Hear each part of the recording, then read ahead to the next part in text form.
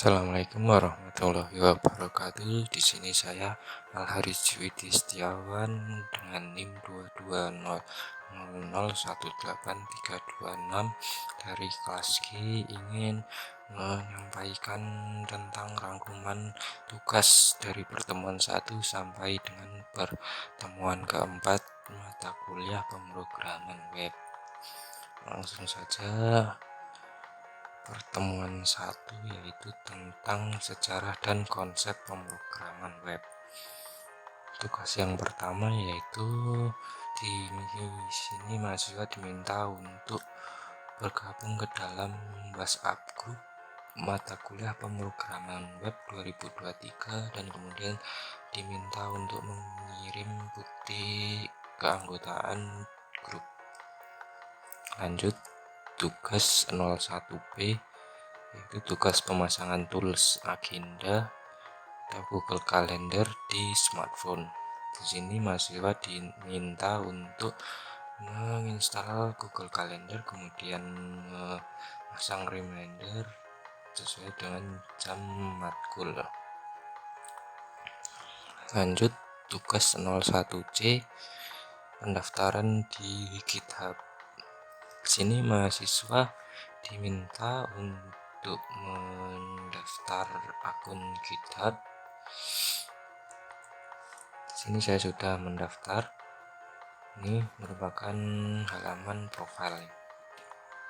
Lanjut, pertemuan kedua tentang arsitektur pemrograman web berbasis client server. Tugas yang pertama yaitu tugas 02A tentang konsep client side dan server side.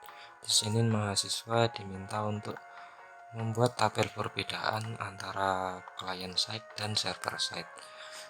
Apa itu client side dan server side? Client side yaitu sesuatu yang terjadi di sisi klien atau di browser pengguna. Sedangkan server side yaitu segala sesuatu yang terjadi di sisi server di mana aplikasi web dijalankan.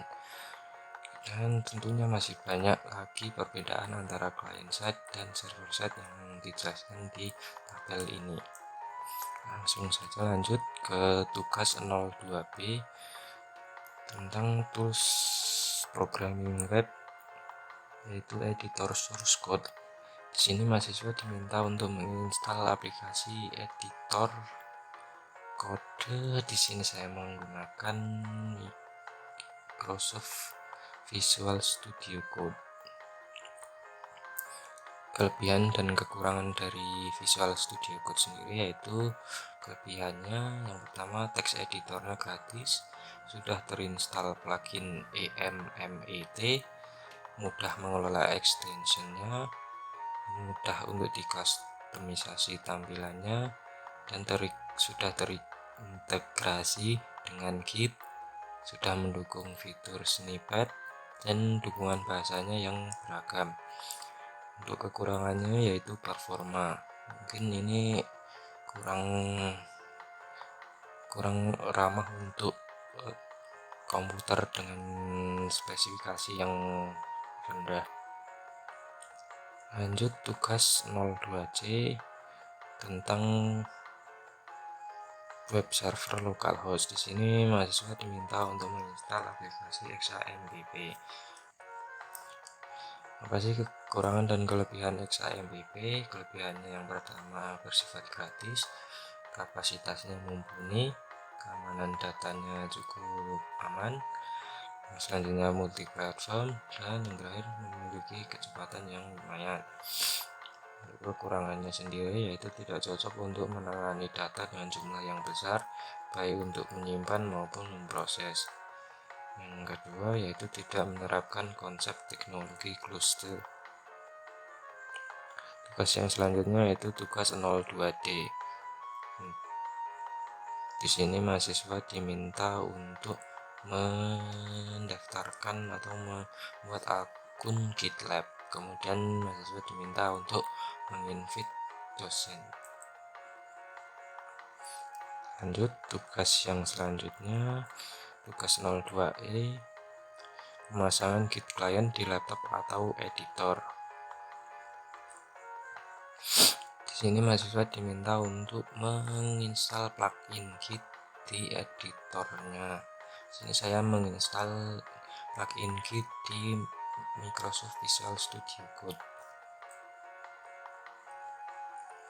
Lanjut ke pertemuan ketiga, yaitu tentang sintak dasar HTML, formatting, dan tabel. Yang pertama yaitu tugas 03A tentang pengertian dan sejarah HTML.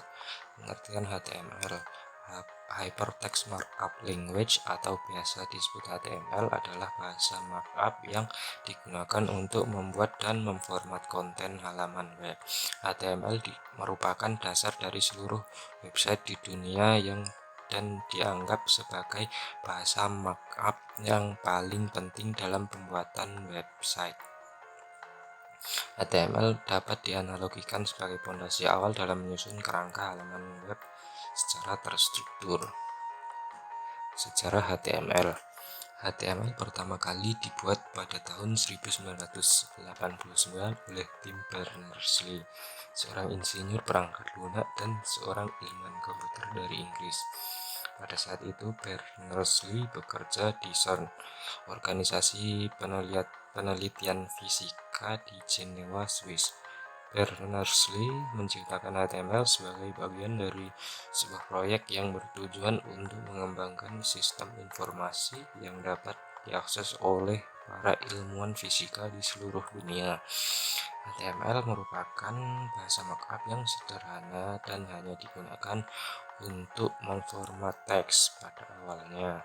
Namun, pada tahun 1993, HTML 2.0 diperkenalkan dengan fitur-fitur baru seperti tabel, formulir, dan gambar. Kemudian, pada tahun 1995, HTML 3.0 dirilis dengan fitur-fitur seperti style sheet, script, dan frame. Saat ini versi terbaru dari HTML adalah HTML5 yang dirilis pada tahun 2014. Lanjut tugas yang berikutnya yaitu tugas 03B. Tugas tentang pemformatan paragraf dalam HTML. Di sini mahasiswa diminta untuk membuat program tentang formatting paragraf. Pada program ini digunakan tag B yang berfungsi untuk membuat sebuah teks menjadi paragraf jika ditampilkan dalam web server lokal. Misalnya seperti ini, maka di sini kalimat atau teks dalam editor tadi dicetak sebagai paragraf. Lanjut yaitu tugas 03C, mencetak font huruf dengan HTML. Pada program ini digunakan tag I untuk mencetak huruf italik atau miring. Tag B digunakan untuk mencetak huruf tebal. Tag O digunakan untuk mencetak kalimat yang digarisbawahi, serta dapat juga digabung menjadi seperti ini.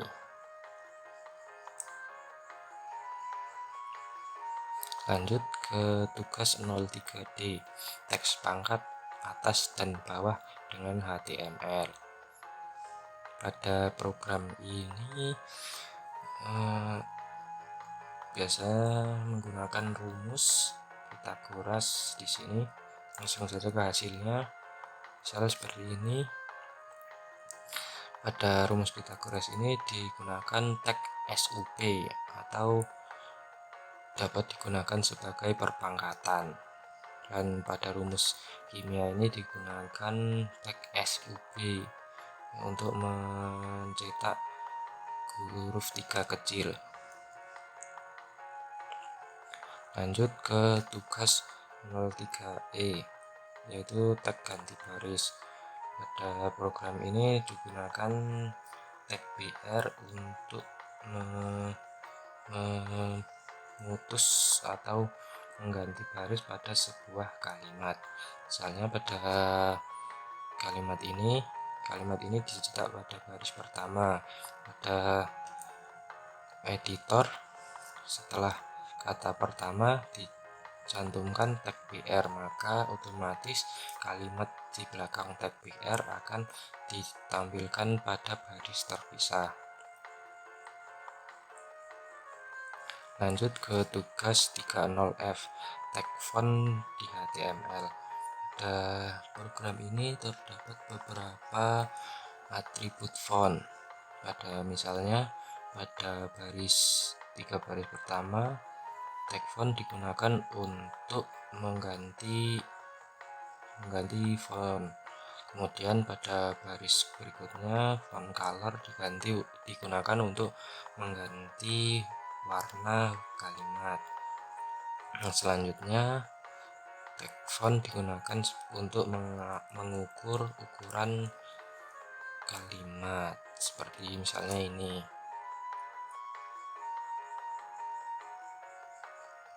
Lanjut, tugas 03G, menyisipkan gambar dan anchor link di HTML.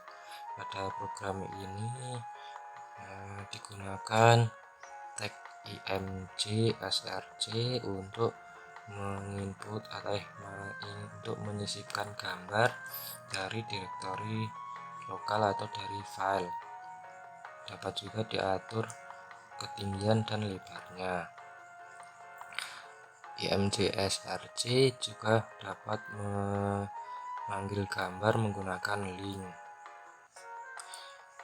Kemudian ada juga digunakan tag href untuk menyisipkan link suatu website yang jika ditekan akan merujuk pada websitenya. Misalnya ini contoh tampilan pada web server lokalnya. Selanjutnya tugas 03H, yaitu pemformatan tabel. Di sini digunakan tag table untuk membuat tabel. Tag tr digunakan untuk membuat baris, dan tag th untuk membuat kolom.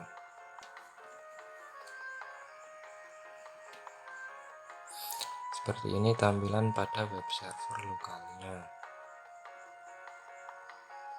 Selanjutnya materi tugas pertemuan terakhir, yaitu pertemuan 4 tentang frame dan form.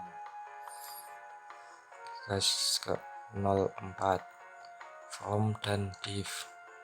Di sini mahasiswa diminta untuk membuat program form dan juga implementasi div.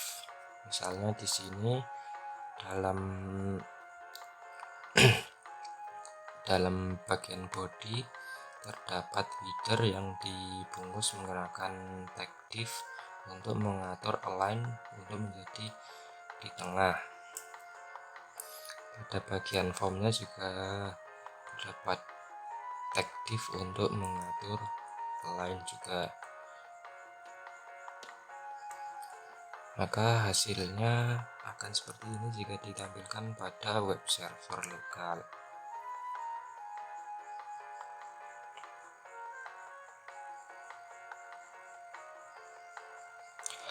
Terima kasih, sekian kira-kira yang dapat saya sampaikan, kurang lebihnya mohon maaf. Wassalamualaikum warahmatullahi wabarakatuh.